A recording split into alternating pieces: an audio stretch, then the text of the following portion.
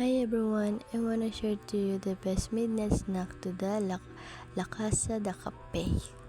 Ang aesthetic nga nung kanilang dine-in at nag-order nga lang ako dito ng blueberry lychee and nung kanilang clubhouse sandwich.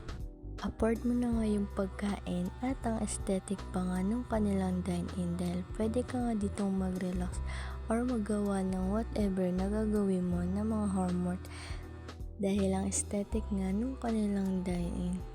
At ang masasabi ko nga lang sa kanilang clubhouse ay 9/10 and then yung kanilang blueberry lychee is 8/10.